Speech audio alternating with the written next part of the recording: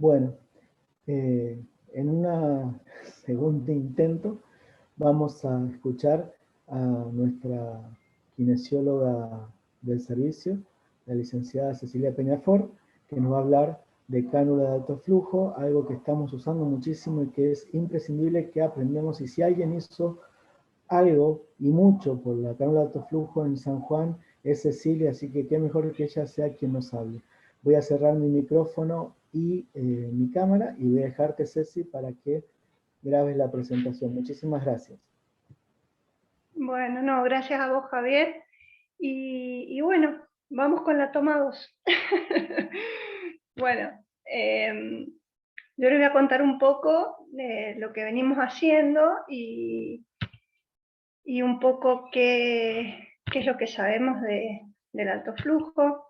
Entonces, los objetivos de esta charla van a ser describir los mecanismos de efecto de la cánula de alto flujo, mostrar los equipos y su funcionamiento, repasar algo de la evidencia, mostrarles un poco de la controversia actual sobre CAFO versus IPAP, y bueno, como no podía faltar hoy en día, un poco lo que ha pasado, cómo ha sido la historia del alto flujo en esta época de pandemia, y bueno, y contarles nuestra experiencia en este sentido con el alto flujo en pandemia, previo a la pandemia, y bueno, y un poco de lo que tenemos, lo que se viene.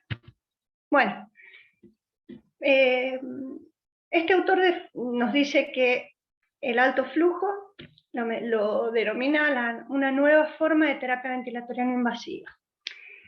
Yo no lo llamaría terapia no invasiva, a mí me gusta llamarlo es oxigenoterapia optimizada, porque no llega a hacer ventilación no invasiva. Eso lo vamos a ver durante toda la charla y les voy a mostrar por qué, pero sí alivia la carga ventilatoria del paciente por una serie de factores que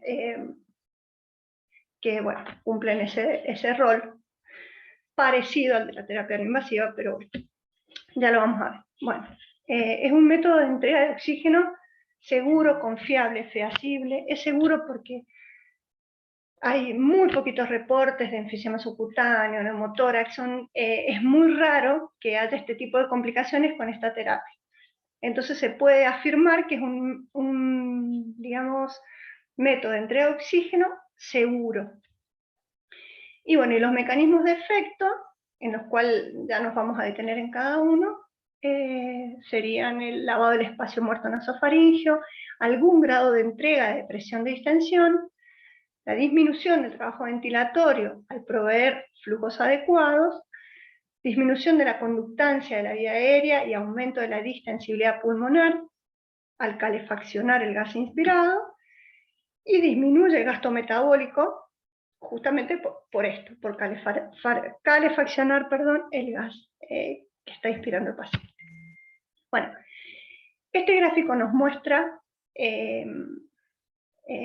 digamos, gráficamente para ser, sin ser redundante, porque es así, es muy gráfico, por eso me gusta ponerlo siempre cuando hablamos de alto flujo, porque nos muestra la diferencia que hay entre un sistema de bajo flujo. Nosotros al paciente, cuando ponemos un sistema de bajo flujo, siempre el paciente está, por momentos, o a veces todo el tiempo, el paciente no le alcanza con el aporte de oxígeno que le damos, que le estamos dando. Entonces, por su demanda de oxígeno, la supera, o sea, tiene que robar aire del ambiente, entonces no le estamos dando el oxígeno que el paciente necesita. En cambio, con los sistemas de alto flujo, siempre estamos por encima de su demanda. El alto flujo, por ser alto flujo, supera 3 o 4 veces la demanda de oxígeno del paciente. ¿Se entiende? Nosotros estamos superando su demanda. Entonces ahí el paciente recibe el oxígeno que necesita. Bueno, vamos a profundizar en estos mecanismos que hacen todos juntos, que en adultos más que en pediatría, califiquen a este sistema como un sistema de ventilación no invasiva. son estos efectos: el lavado del espacio muerto, la disminución de la resistencia,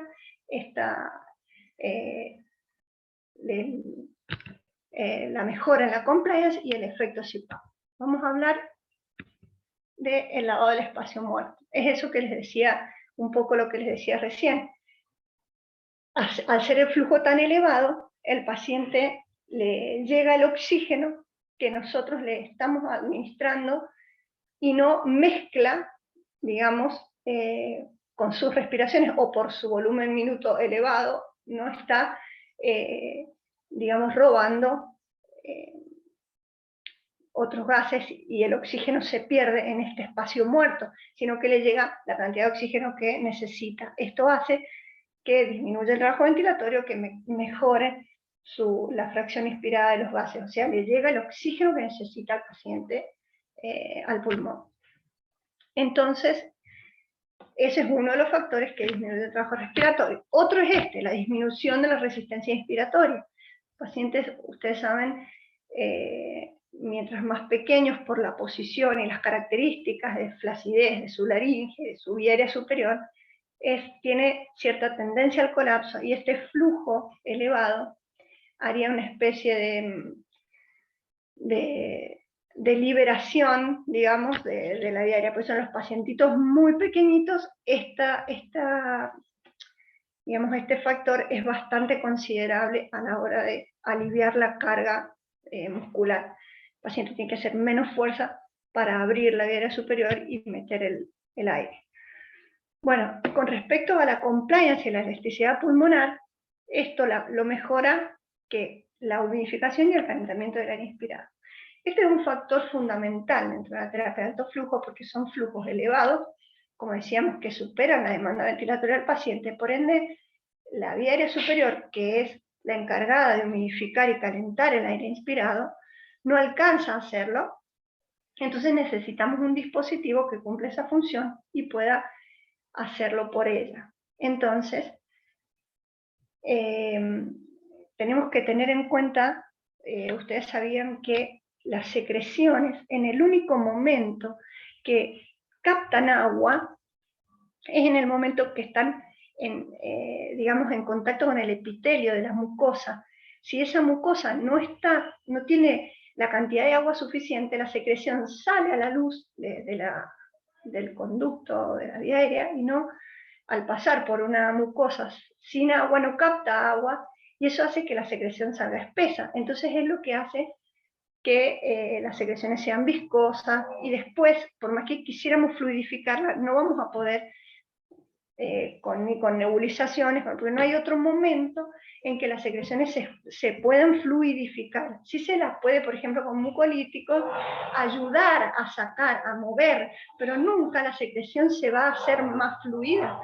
Para que esto suceda, el paciente tiene que estar bien hidratado, por un lado, eso también ayuda, y necesitamos tener los gases que inspira el paciente, permitir que la mucosa se encuentre con la humedad adecuada, y esto lo vamos a lograr con un dispositivo externo en el caso del alto flujo. Ojo que también cuando aplicamos oxigenoterapia convencional, también tenemos que tener muy en cuenta esto. Nosotros tenemos que recordar que la vía aérea superior tiene la capacidad de humidificar y calentar en los niños pequeños hasta 2 litros de oxígeno. Entonces, si nosotros estamos usando otro dispositivo que no es la bigotera, por ejemplo, una máscara común, una máscara Venturi, una máscara de reservorio, todos estos dispositivos deberíamos adicionar un elemento que aporte la humedad adecuada al sistema respiratorio. Claro que a veces es por tiempo limitado que usamos esos dispositivos en los que usamos más de 2 litros por 2 litros de oxígeno. Entonces, bueno, por eso no los acondicionamos. Pero si pensamos que vamos a dejar al paciente con ese dispositivo, tenemos que pensar que tienen que humidificarlo. ¿Por qué? Ahora les voy a mostrar, bueno, se los voy a mostrar y después vamos a hablar del efecto CPAP, que no me lo quiero olvidar.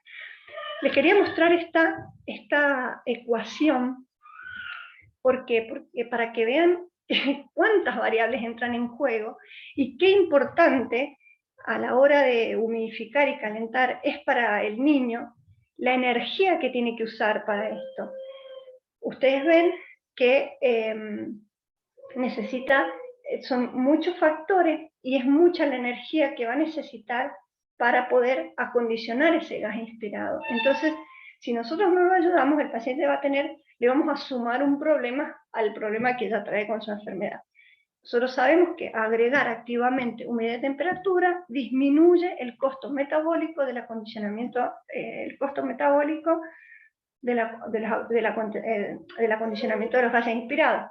Al paciente le cuesta mucha energía acondicionar el gas. Y mientras más pequeño es el paciente, más impacto tiene en su, digamos, en la evolución de esa enfermedad. Entonces hay que tener muy en cuenta este factor. Vamos a volver a este otro mecanismo, digamos, de acción del alto flujo, que es el CPAP, el efecto CPAP o efecto PIP, o presión de distensión, que ustedes van a escuchar hablar de presión de distensión. La presión de distensión es esto, es la presión al final de la expiración, que es lo que hace que disminuya la carga muscular. El paciente, al tener un poquito de más de presión al final de la expiración, sus músculos necesitan menos fuerza para distender ese alveolo. Entonces, le estamos también de esta manera aliviando la carga muscular. Entonces, mejorar la compliance, lavar el espacio muerto y este efecto CPAP que podría tener la carga de alto flujo, todos estos factores juntos nos hacen, digamos, al alivio de la carga muscular ventilatoria del paciente y a la mejoría, por ende, de su dificultad respiratoria, ¿sí?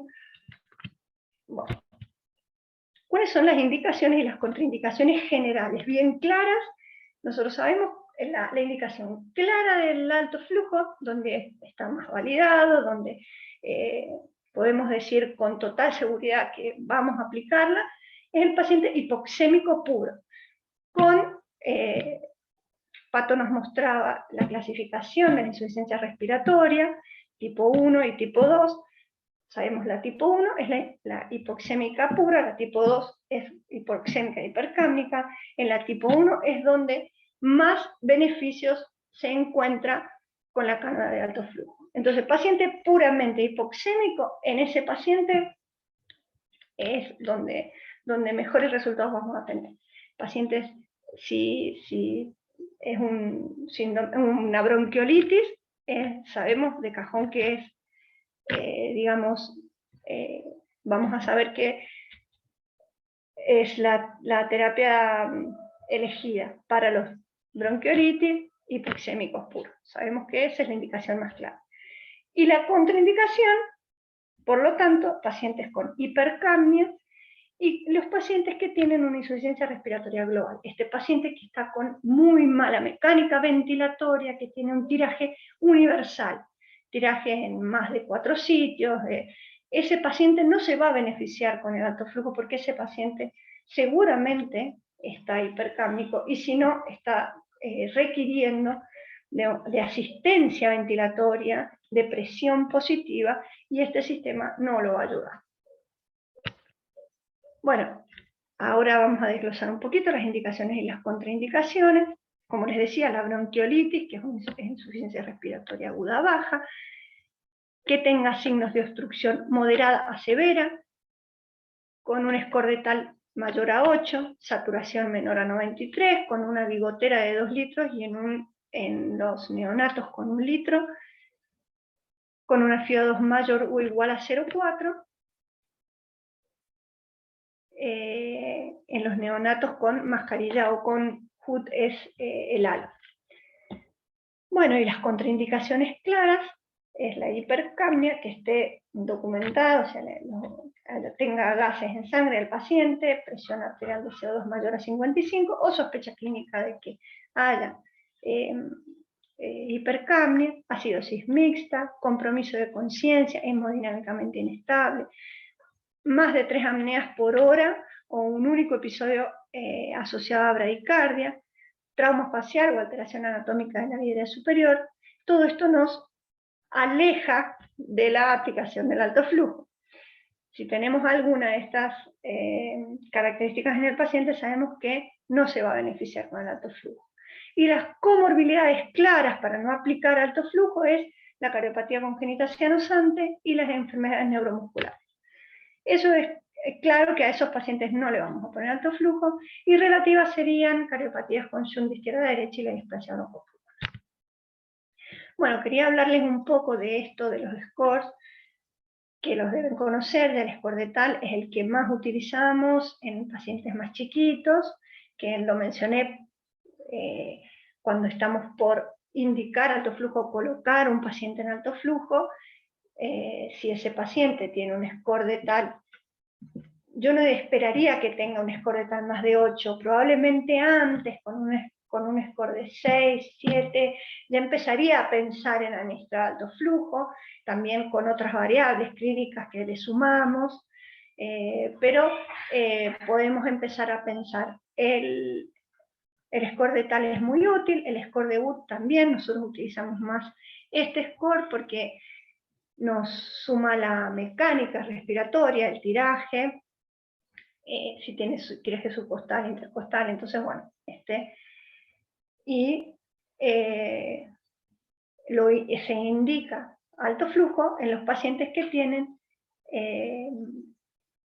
un score de UT moderado, ¿sí? Entre 4 y 7. O sea, ahí es donde sabemos que el alto flujo podría llegar a ser beneficioso en estos pacientes que tienen ese score.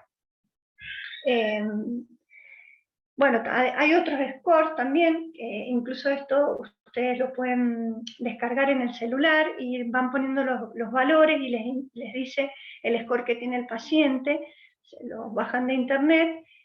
Por lo menos yo en el score de UT lo he visto, no sé, creo que los otros también están, pero es muy, muy práctico para poder hacer el seguimiento al paciente. Antes de aplicarle la cánula de alto flujo, y después vamos a la hora, a las 2 horas vamos viendo cómo va evolucionando con los scores, así como con otros parámetros clínicos. Bueno, ¿qué niveles de apoyo le vamos a dar? O sea, ¿cómo vamos a setear el alto flujo? Bueno, a los pacientes, el nivel de presión de distensión, que me olvidé de contarles cuando les hablé de la PIP, este nivel de presión de distensión, que es muy difícil de evaluar y es muy inestable, es la PIP que le vamos a aportar al paciente, se estima que aumenta con el aumento del flujo, pero esto no está muy probado y es muy difícil de medir. Nosotros hemos probado de medirlo con una sondita en la nasofaringe, con un manómetro, y es muy variable. El valor más elevado que pudimos obtener en algún paciente con el chupete, la boquita cerrada, tranquilo durmiendo, llega a 5 con mucha suerte. O sea que 5 centímetros de agua. Es muy poquita la presión de distensión que puede aportar. Por eso es que decimos que si un paciente está con una dificultad respiratoria muy severa, o sea, una mecánica a simple vista, con un tiraje universal, ese paciente no se va a beneficiar con alto flujo, ese paciente necesita presión positiva. Bueno, entonces, ¿cómo vamos a setear este nivel de flujo que le vamos a dar? Bueno, nosotros sabemos, los trabajos que nos guiaron en este sentido, nos indican que con 2 litros km/min los pacientes es cuando obtienen, digamos, esta presión de distensión óptima. Ya vamos a ver, les voy a mostrar un trabajo que probaron con 3 litros km/min y el efecto era el mismo y era un poco más incómodo. Entonces, por eso nos quedamos con 2 litros km/min en los pacientes lactantes. Cuando ya el paciente pesa más de 12 kilos, tiene más de 2 años, tenemos que empezar a pensar que ese paciente por ahí 2 litros km/min va a ser mucho. También tenemos que ir observando la respuesta a la aplicación del flujo. Bueno, entonces en estos pacientes más grandes, con 1 litro km se pueden beneficiar. Lo que dice la bibliografía que nunca vamos a aplicar en un paciente pediátrico más de 50 litros por minuto, los equipos sabemos que llegan hasta 60, a no ser que sea un paciente adolescente, ya que se comporte como un adulto, obesos, casos puntuales podemos por ahí elevar un poco más el flujo, pero no sería, no es porque sea inseguro, sino porque no estaríamos dando más beneficio del que aporta con menos flujo. Y es incómodo, ¿sí? Y es molesto. Entonces, por eso tratamos de setearlo así. Bueno, ¿cómo vamos a evaluar la respuesta a esta aplicación de estos niveles de flujo? Nosotros aplicamos la terapia de alto flujo y observamos al paciente. Lo monitorizamos de forma lo menos invasivo posible, por eso acá está resaltado el uso de la SAFI, porque nosotros tenemos que monitorearlo cada hora y con la SAFI podemos acercarnos mucho hacia lo que es la realidad del interno del paciente. Entonces, monitoreamos su frecuencia cardíaca, su frecuencia respiratoria, la temperatura, la saturación, el score de trabajo, lo comparamos y vemos los parámetros del sistema. Sabemos que los parámetros que vamos a setear acá son el flujo, la temperatura y la FiO2, que la FiO2 la vamos a setear en función a la saturación del paciente. Hasta cuando el paciente sature 94, vamos a poner la FiO2 adecuada para que el paciente sature 94. Bueno, el control de gases venosos y arteriales, solo si hay un deterioro marcado del paciente.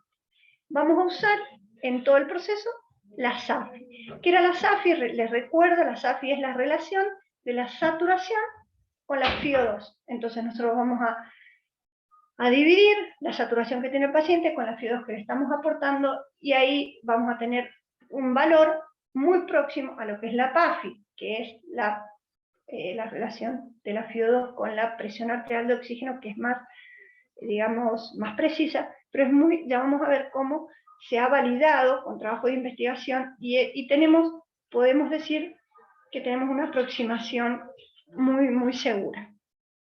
Entonces, y bueno, buscar enfisema subcutáneo en el cuello y en el tórax, que como ya les dije, es muy raro.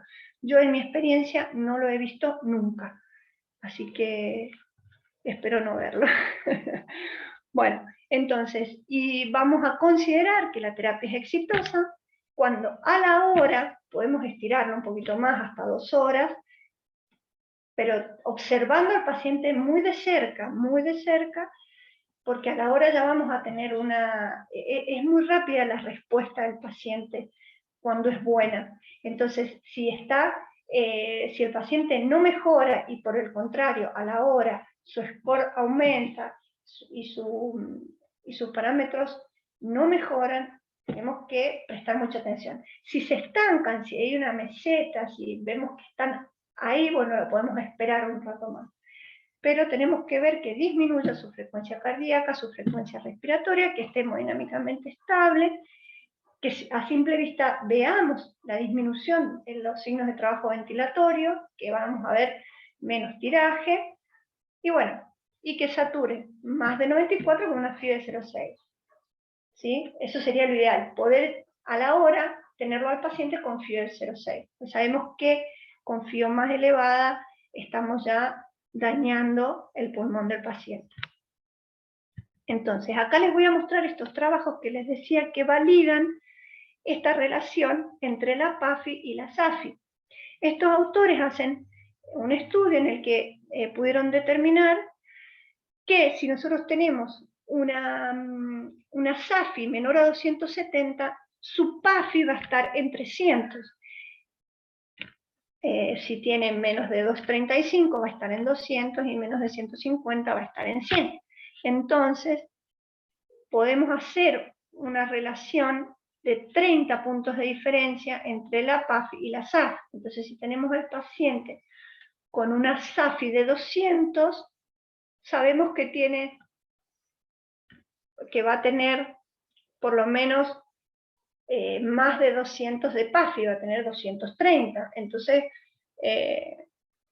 Entonces ahí vamos a poder decir, bueno, este paciente viene bien. Por eso nos pone como punto de corte los 200 de SAFI, porque cuando ya baja de 200, ¿sí? Pero bueno, esto es algo que tenemos que ver tendencias también, porque hay pacientes que por ahí ingresan con una SAFI muy bajita, pero si la SAFI va mejorando con el transcurso del tiempo, es un signo de que va respondiendo. Acuérdense que es muy efectiva esta terapia en la hipoxemia. Bueno, esto es un trabajo, acá les quería hablar un poco del índice de ROX. Este trabajo habla del índice de ROX modificado, que es una alternativa nueva que se incluyó desde el año 2020, este trabajo. Se modificó el índice de ROX, incluyendo la frecuencia cardíaca, relacionando también la frecuencia cardíaca en el índice de ROX. Entonces, para tratar de ser más preciso a la hora de encontrar un predictor de fallo de la cánula. ¿Cuál fue originalmente el índice de ROX? Que les voy a contar cuál es el índice de ROX. El índice de ROX relaciona la SAFI, ¿se acuerdan que era la saturación en función de la FiO2? Esto dividido en su frecuencia respiratoria, o sea, relacionado a la frecuencia respiratoria. Este valor, índice de ROX, se hizo un trabajo también muy importante en adultos. Siempre el índice de ROX está validado en adultos. Todavía no hay trabajos donde se valida el índice de ROX en niños. Sé que en España un equipo de Barcelona está trabajando en eso, en una revisión retrospectiva de cómo se ha comportado, o si se pudiera hacer alguna correlación del índice de ROX en pediatría, pero todavía no sé que haya salido nada. Esto es de adultos, por eso nosotros este índice lo usamos en pacientes más grandes, donde la frecuencia respiratoria es más estable, porque vuelvo porque me voy por las ramas. El trabajo donde se valida el índice de ROX en adultos es un trabajo donde ellos querían determinar si este índice les podía hacer de predictor de fallo de la cánula de alto flujo. Entonces lo probaron y se dieron cuenta, porque ellos empezaron a tomar este índice a las 2 horas, a las 4 horas, a las 6 horas, a las 8 horas y a las 12 horas. Y bueno, y se dieron cuenta que si a las 2 horas el índice de ROX estaba en 4.88, podemos redondear en 5, era un predictor de fallo. Entonces, nosotros podemos tener en nuestra cabeza este parámetro, ojo, siempre en pacientes adultos, que este 5 es un valor que nos puede hablar si llegó a 5 a la hora de que el paciente está en CAFO o a las 2 horas, bueno, ojo porque es un predictor de fallo este valor.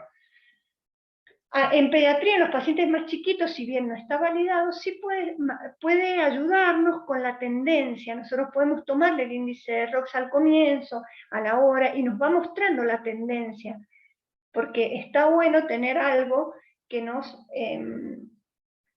relacione la SAFI con la frecuencia respiratoria y nos va dando una tendencia si el paciente va mejorando o si el paciente va empeorando, y así nos podemos adelantar al fallo y no dejar que el paciente se deteriore de manera tal que no podamos escalar en el tratamiento ordenadamente, sino que tenemos que pasar directamente a ventilar al paciente con ventilación invasiva, lo que sabemos que es bastante más comprometido, ¿no? Entonces, bueno, el índice de ROX más o menos les conté lo que es. Bueno, ahora seguimos con esto de reconocer a los no respondedores y estas herramientas que nos indican si el paciente va bien o va mal y que nos adelantan a ver si escalamos en el tratamiento de este paciente. Entonces, si la frecuencia respiratoria y la frecuencia cardíaca o sea, aumenta un 20% lo que tenía en el momento que lo pusimos a la hora, este paciente podemos decir que no va respondiendo. Si no se optimiza su trabajo ventilatorio, también podemos decir que no respondió a la terapia. Acá les menciono un trabajo que se hizo en un servicio de urgencia donde determinaron, o sea, directamente estos pacientes no los ponían en alto flujo porque ya sabían que estos pacientes iban a fracasar. Los que tenían pH menor a 730, presión venosa de dióxido de carbono mayor a 50 y una frecuencia por encima del percentil 90 para la edad, estos pacientes ya como que sabían que si estaban, se los ponían en alto flujo, si llegaban a estos parámetros, ese paciente directamente había que escalarlo en el tratamiento. Bueno, entonces, a través de todas estas herramientas que les vengo contando, el índice de ROX, los scores, la clínica, la observación, vamos a poder determinar, sin que el paciente llegue a un estado de fatiga, que la terapia de alto flujo no está siendo, digamos, no está beneficiando al paciente, entonces vamos a tener que escalar entrenamiento y pasarle a ese paciente a la terapia o aplicarle presión positiva para aliviarle su carga ventilatoria porque no está respondiendo. Pero si el paciente, vemos a la hora que mejoró, sigue mejorando, nosotros si vemos que el paciente va mejorando y tiene mejoría clínica y se estabiliza, su saturación está por encima de 93, le hemos podido bajar la FIO hasta 40, podemos ahí empezar a disminuir el flujo. Incluso en el transcurso del mismo día, en horas, podemos ir bajando el flujo, ir viendo cómo responde su mecánica ventilatoria, si responde bien, si el paciente tiene buena mecánica.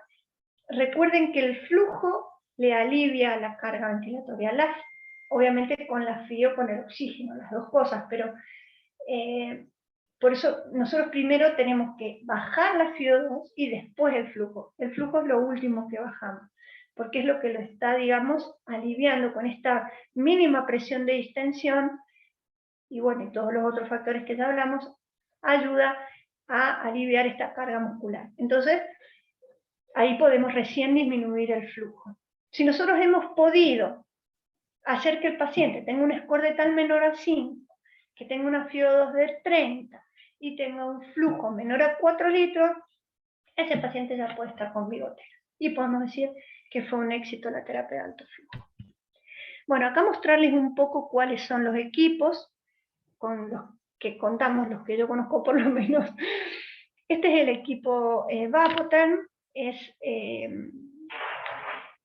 un sistema, creo, si no me equivoco, es uno de los primeros, si no el primero que se creó, digamos, en Estados Unidos. Este que ven acá a la izquierda es el primer equipo en 2003 o 2005 fue que se empezó a utilizar.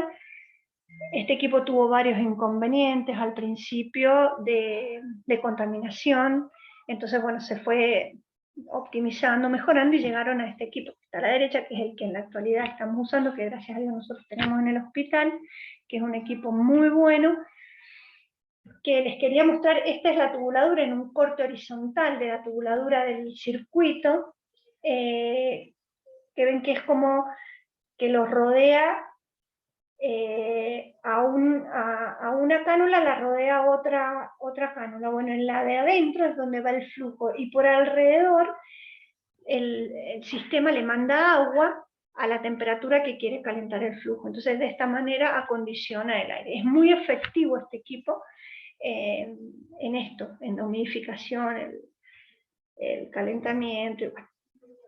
Bueno, al igual que todos, en realidad, esto es, digamos, una pieza clave en la terapia, como ya les había mencionado. El inconveniente que tiene este equipo, la desventaja, en realidad no es un inconveniente, es una desventaja a la hora de aplicarlo en sitios donde no, fuera de la terapia, digamos, porque tiene, necesariamente necesitamos el panel central con la conexión de aire y oxígeno, porque se conecta con manómetros al aire y al oxígeno. Entonces, si no se cuenta con esto, no se puede utilizar. Si bien sí se puede utilizar solo con oxígeno, pero estaría dando el 100%, siempre va a dar 100% de oxígeno y que no es lo más adecuado. Entonces, podemos decir que este sistema, en lugares donde no hay panel central, no hay bocas de aire y oxígeno, no se puede utilizar y esa es la única desventaja que tendría. Este es el sistema de Fisher-Paykel, el calentador MR850, que tiene el sistema de calentado a través de estos cables calentadores que son servocontrolados, ven hacia la región distal de la tubuladura.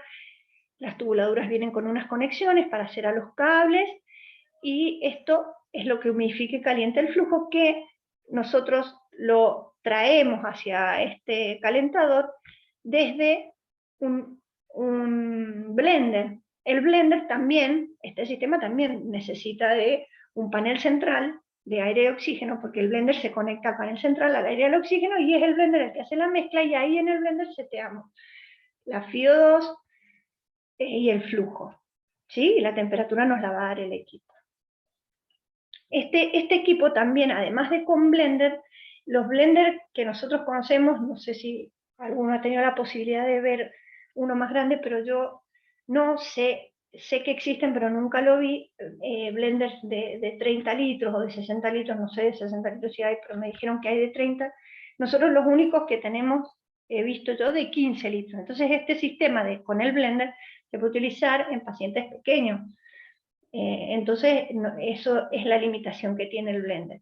Ahora, la pandemia, si bien tuvo sus desventajas, para nosotros también tuvo sus ventajas, porque nos incorporaron unos respiradores de transporte, que es el Stefan Eve, que tiene sistema de alto flujo incorporado, y ese respirador nosotros lo utilizamos como un blender de 60, porque conectamos el respirador al humidificador y hacemos alto flujo con el respirador. Y ese respirador, como es un respirador de transporte, se conecta solo al oxígeno. Entonces tiene la ventaja que lo podemos sacar a la sala, a la emergencia. ¿Sí? Y los respiradores que también tienen este sistema es el respirador, el Nemovent GraphNet, que también tiene alto flujo, también es exactamente igual. Bueno, creo que la conexión es al aire y al oxígeno también, pero tiene alto flujo. Si alguno lo tiene en su servicio y lo quiere probar de usar, recuerde que siempre tiene que utilizar este calentador MR850 con el cable, con el servocontrol, porque es muy importante la humidificación de ese flujo que tiene el respirador, que el respirador no tiene ningún sistema para humidificar ese alto flujo, necesita pasar por este calentador, ¿sí? Bueno, ese es el otro sistema. Estos equipos son muy prácticos, porque estos equipos son como el Vapotan, pero con la ventaja de que solo se conectan a oxígeno, ya sea al panel central o a un tubo de oxígeno. Entonces este equipo es bastante más maleable. Este equipo incluso se puede utilizar para traslados, se puede poner en una camilla con un tubo de oxígeno y con una fuente de energía, y se puede hacer traslados con alto flujo con estos equipos.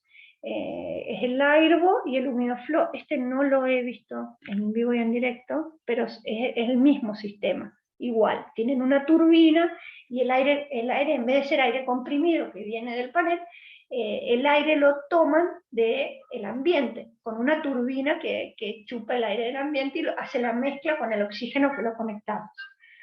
Entonces, este es el otro sistema que les cuento. Bien, esos son tres sistemas que podemos utilizar, todos tienen ventajas y desventajas. Bueno, estas son las bigoteritas que podemos aplicarle al paciente. Bueno, según el peso, es el colorcito y es el tamaño de la bigotera. La bigoterita, o sea, la canulita nasal, tiene que ocupar la mitad del orificio nasal, no tiene que ocupar todo el orificio nasal, porque recuerden que no es presión positiva, es alto flujo y el paciente necesita este espacio, digamos, para este lavado de la CO2 y para expirar. Entonces, la canulita tiene que ocupar la mitad del orificio nasal. Y bueno, por eso vienen distintos tamaños, prematuro, neonato, infante y pediátrico, en función al peso y al flujo que le vamos a aportar, porque puede ser un paciente que es obeso, ¿sí? No es por edad, digamos, es por peso y por el flujo que le vamos a dar. Bueno, un poco vamos a hablar de la bibliografía. Hay muchísima bibliografía que soporta la utilización del alto flujo y mucha bibliografía también que recomienda otras terapias. Yo me voy a referir un poco a algunos artículos que nos, digamos, muestran lo que ha ido pasando con el alto flujo y más o menos que hablan en favor, y bueno, y después lo vamos a comparar con el CIPAP. Este trabajo es un trabajo chileno que fue, es una, digamos, revisión retrospectiva, y fueron viendo qué fue pasando desde que se incorporó el alto flujo con los pacientes que se ventilaban, o sea, que iban a ARM, digamos que se intubaban. Bueno, y lo que comprobaron fue que a medida que fueron pasando los años y se fue incorporando más el alto flujo, más activamente digamos, en ese medio donde se hizo el trabajo, fue disminuyendo mucho, bastante, considerablemente el índice de intubación de los pacientes. De ser 37% en 2005, bajó a un 7% en 2009. Y esto nos habla, eso es lo que queremos nosotros con estas terapias no invasivas, siempre lo que queremos es que el paciente no lleguemos a intubarlo por todos los riesgos que esto conlleva. Entonces, bueno, este trabajo más o menos nos habla en ese sentido. Este es otro trabajo, un trabajo australiano, que también va en el mismo sentido. Acá con rojo son los pacientes que, esto es en el año 2008, mucha ventilación no invasiva, eso es ventilación no invasiva, el verde es ventilación invasiva y el morado es la combinación de ambas. El primer año donde se hizo este relevamiento, la ventilación invasiva tenía un nivel, al año siguiente cuando se incorpora, con azul se incorpora el alto flujo, disminuye considerablemente el índice de pacientes que deben ser ventilados, y al año siguiente, en el cual se utiliza mucha más cánulas de alto flujo, disminuye un poco más digamos, la introducción de los pacientes, digamos, en ventilación invasiva. Y bueno, y este otro trabajo que es más específico de lo que pasa en la fisiología del paciente, se los quería mencionar porque me pareció muy importante. Acá compara los dos niveles de presión de distensión que se generan con distintos flujos. Acá ustedes ven, en este cuadrito, estoy en el cuadro de abajo de la izquierda,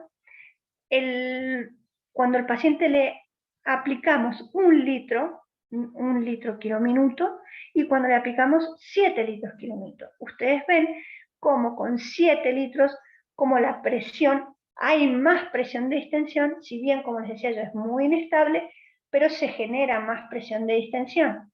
Entonces le pusieron a este paciente un balón esofágico y midieron el esfuerzo que hacía el diafragma con cada inspiración. Entonces, si ustedes ven en el paciente que tiene 1 litro por minuto, ven cómo esta curva que desciende hasta abajo quiere decir el esfuerzo que hace el diafragma cada vez que inspira. Entonces, ustedes ven que el rango digamos, que se genera esta variación en la curva, nos habla del esfuerzo que hace el diafragma. con 1 litro el esfuerzo es mucho mayor al que hace el paciente con 7 litros. Ustedes ven que esta curvita es bastante más pequeña. Esto nos indica que con poca presión de distensión, la carga del diafragma se ve bastante aliviada. Entonces, por eso es que quería mostrarles este trabajo, porque es bastante gráfico de lo que pasa con el diafragma, que es es el músculo principal de la inspiración, y es lo que nosotros pretendemos hacer con esto, aliviar la carga muscular. Bueno, este trabajo ya nos metemos un poco en lo que es comparar el alto flujo con CPAP, que es un poco la controversia que se viene. Está últimamente bastante controvertido este tema. Nos están queriendo desbancar a la carga de alto flujo. En Europa están haciendo muchos trabajos en este sentido, y muchos trabajos soportan que el CPAP es superior al alto flujo, pero también hay otros trabajos como este que les quería mostrar. En este trabajo toman variables como la frecuencia respiratoria, la frecuencia cardíaca, cómo se reduce la FiO2, y no hay diferencias significativas con los dos sistemas. Las diferencias no son muy significativas. Lo que sí, en este trabajo habla de 2 criterios o más, digamos extra, que serían, en este caso sería el confort y la aplicación de sedación, o sea, analgesia, que en el grupo, acá sí la diferencia es considerable. Ustedes ven que es un P de 0.02, hay una diferencia significativa, es en esto de la sedación, de la aplicación de más sedación y de más disconfort en los pacientes que estaban con CPAP. Entonces, este trabajo nos estaría hablando a favor de la canoa alto flujo. Pero después vino este trabajo. Tramontana es un trabajo muy grande, tiene 142 pacientes, es un trabajo randomizado, aleatorizado, multicéntrico, importante, muy importante este trabajo. Y este trabajo se hizo en pacientes menores de 6 meses con bronquiolitis, con un score de Wood de moderado a severo, sin enfermedad cardíaca, con ausencia de neumotórax, y consideraba un fracaso al aumento de 1 punto en el score de Wood, más de 10 respiraciones por minuto de las que tenía previamente, o sea, aumentar en 10 sus respiraciones por minuto o llegar a 60. El score de DIN, acá ven, esto incluyen el disconfort en este trabajo. El score de DIN también lo tienen en cuenta, y más de 2 episodios de apnea, o sea, un score de DIN de más de 4 y más de 2 episodios de apnea. Esto nos hablaría de fracaso, ¿sí? Bueno, ¿qué pasa con este trabajo? Acá ven la curva en rojo, es el índice de fracasos de la canoa de alto flujo, y la curva en celeste, el índice de fracasos de CPAP, es bastante mayor en alto flujo. El índice de fracaso de la canoa de alto flujo fue bastante mayor, y lo notable acá es que este índice de disconfort en este trabajo, el EDIN no fue como en el otro, considerable, digamos. En este trabajo concluyen que hay superioridad, digamos, en la terapéutica con CPAP que con alto flujo. Después se hizo este segundo Tramontane, pero lo que hicieron fue, como yo les contaba antes cuando hablábamos del seteo del flujo, compararon pacientes que les aplicaban 2 litros kilominutos con pacientes que les aplicaban 3 litros kilominutos de flujo, y comparando esos dos pacientes, también eran los mismos, pacientes menores de 6 meses con bronquiolitis, las mismas características del Tramontane 1, y vieron que en estos pacientes no hubo diferencia significativa en los dos grupos. No había más mejoría en los que iban, los que se les colocaba 3 litros kilominutos. Por eso les decía que se terminó validando los 2 litros kilominutos. Y sí, en el score de DIN se notó bastante más disconfort en los pacientes que tenían 3 litros km/min. Entonces por eso concluyeron que 2 litros km/min es lo adecuado para setear en pacientes de este rango etario y en estas condiciones. Bueno, nos vamos a meter un poco en lo que fue la pandemia. Bueno, contarles, si ustedes recuerdan, cuando empezó el año pasado, bueno, para los europeos el anteaño en realidad, empezó toda esta pesadilla. Ellos, todos estos sistemas de ventilación no invasiva, o sea, estaban totalmente contraindicados, no se podían utilizar por el riesgo de aerosolización, entonces no se utilizaron y a los pacientes se los ventilaba. Pero ¿qué pasó? La realidad superó todo lo conocido y no había respiradores ni capacidad para ventilar a los pacientes. Entonces, por una cuestión de desborde, se empezó a utilizar el alto flujo. Y bueno, y se empezó a observar en Europa que no era tan considerable el tema del contagio, que podía llegar a ser óptimo, y bueno, se empezó a trabajar en este sentido. Y bueno, y cuando la pandemia llegó acá, ya estaba un poco, eso se venía viendo. Entonces, bueno, esto que ven acá es un reporte de un caso.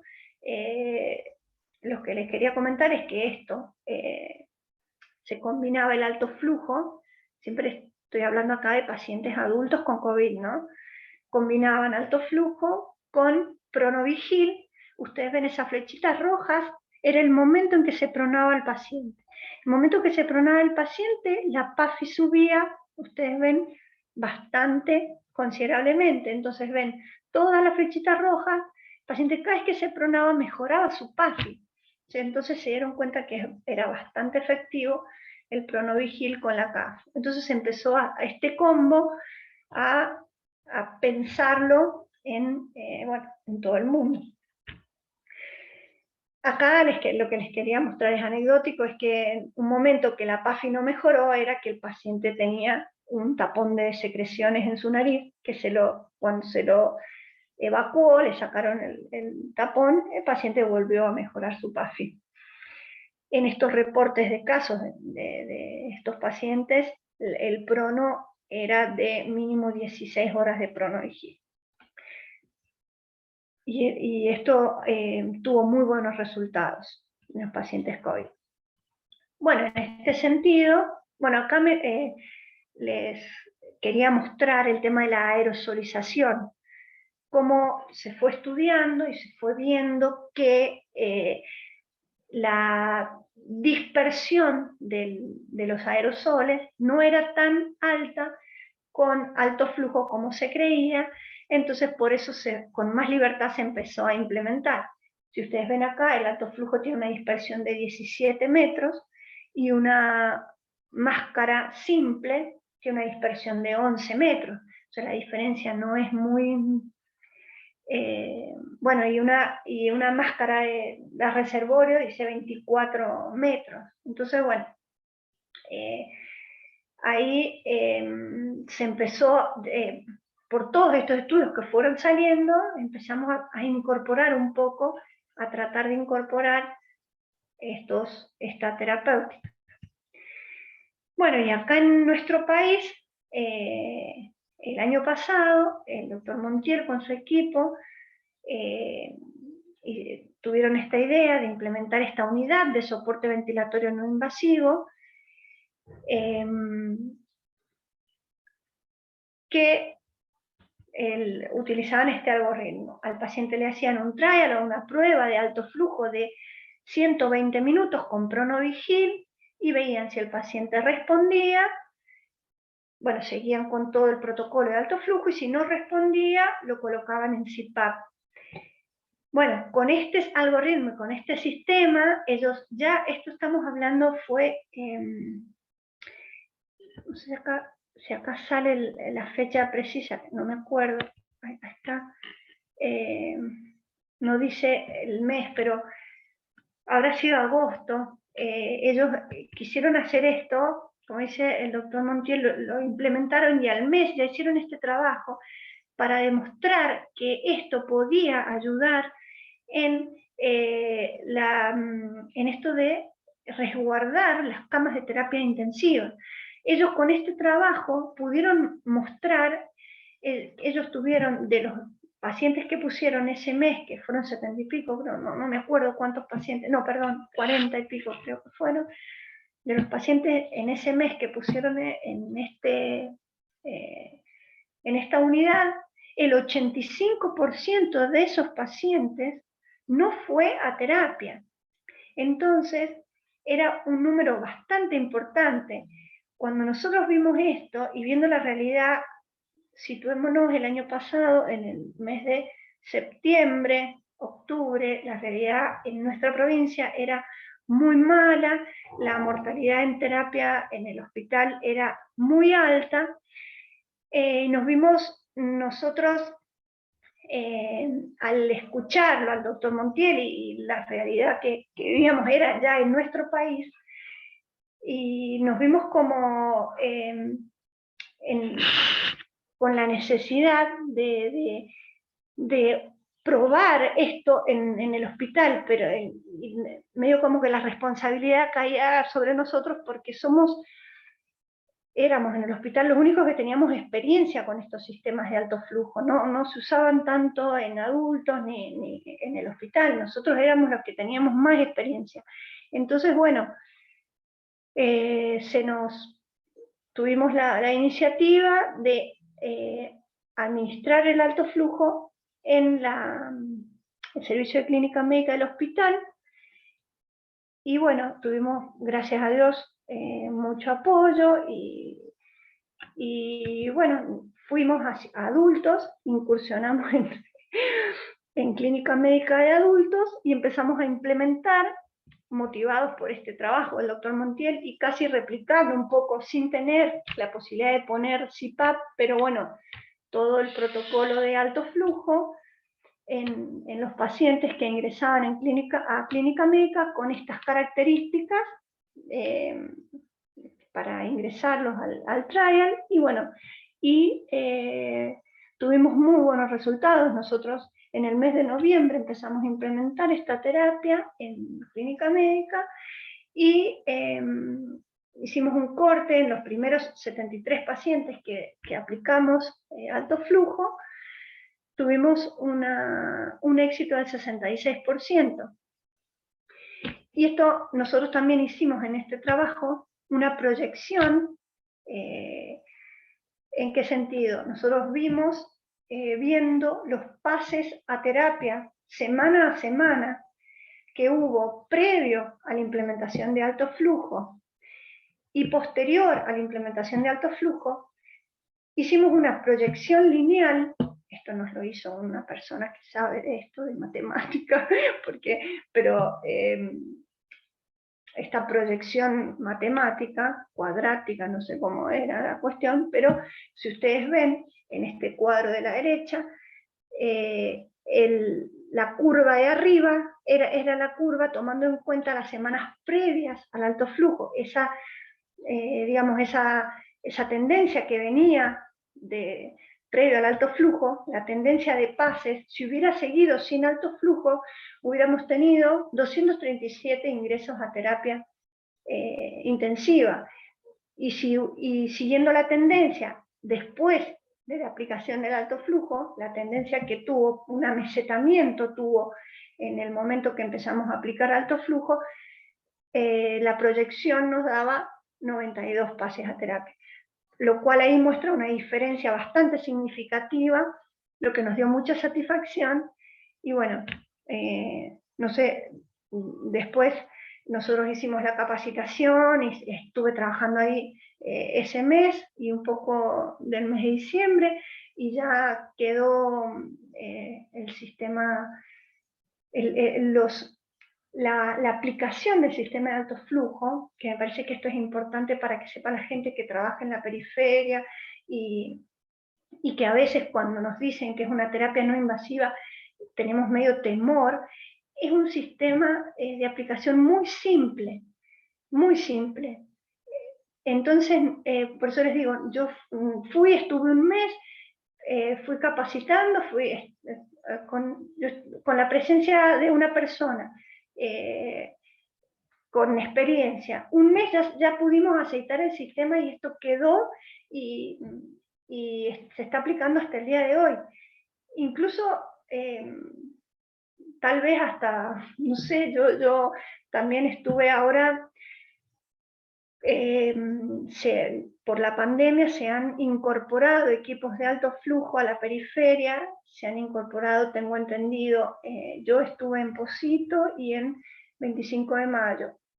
Ahí hay equipos, también sé que hay en Sonda, en Albardón y próximamente en Caucete.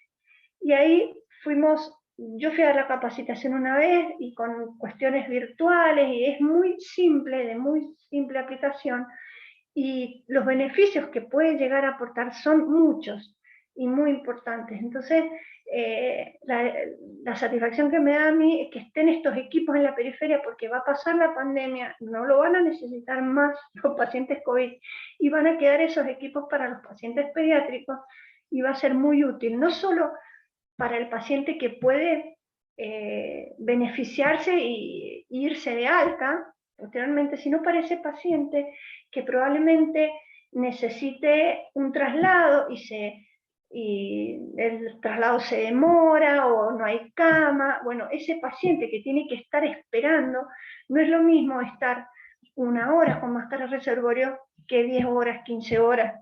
Entonces, si nosotros todo ese tiempo el paciente está con una cánula de alto flujo,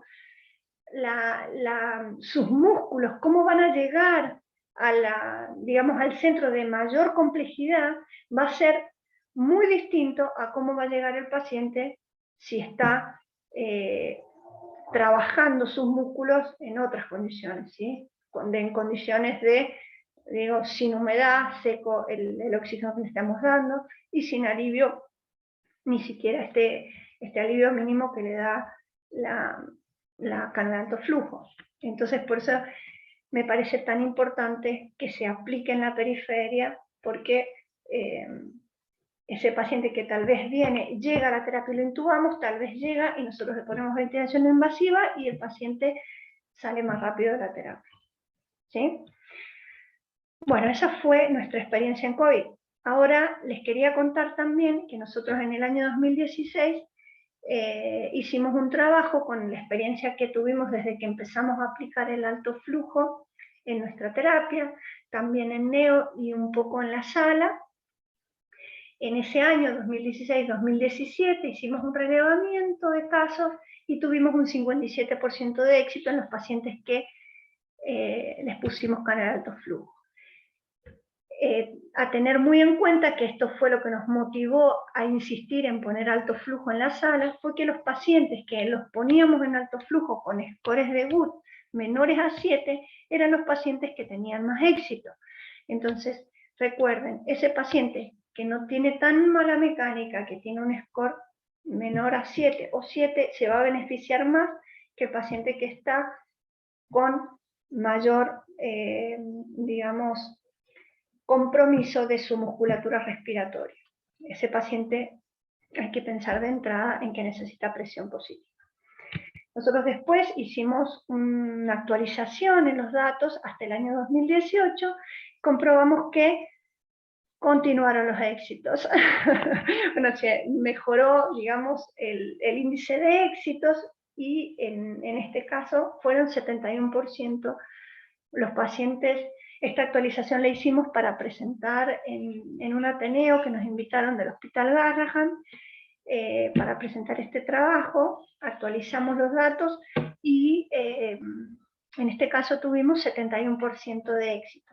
También comprobamos que los pacientes, seguimos, digamos, reforzamos esta realidad que habíamos vivido, que los pacientes que ingresaban con scores más bajos se beneficiaban más. Entonces, bueno, le pusimos mucha pila a poner alto flujo en la sala, que es lo que actualmente estamos haciendo y en lo cual tenemos muy buenos resultados. Bueno,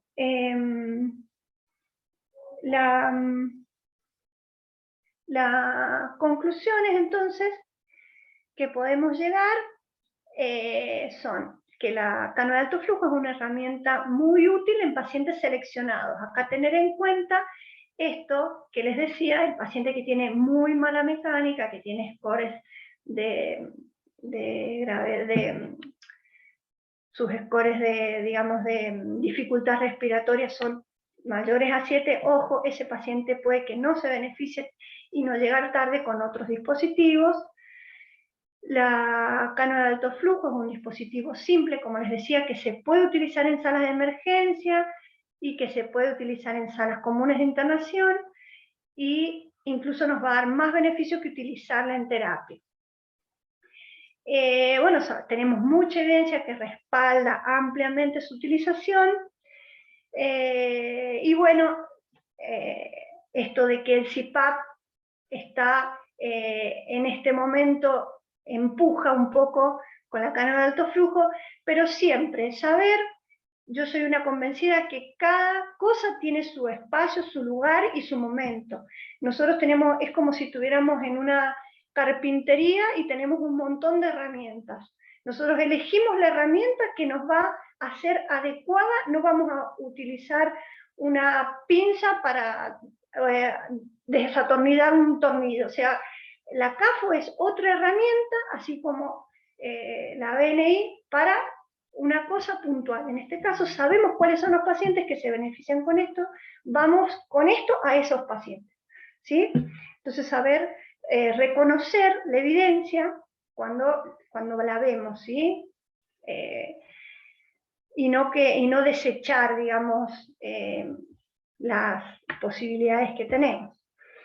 Bueno, y nosotros en nuestro hospital pudimos evidenciar nosotros mismos, digamos, en primera persona, todo esto que veíamos en la evidencia. Lo pudimos comprobar, lo pusimos en práctica y vimos lo que pasaba. Y tuvimos muy buenos resultados, incluso en pacientes COVID.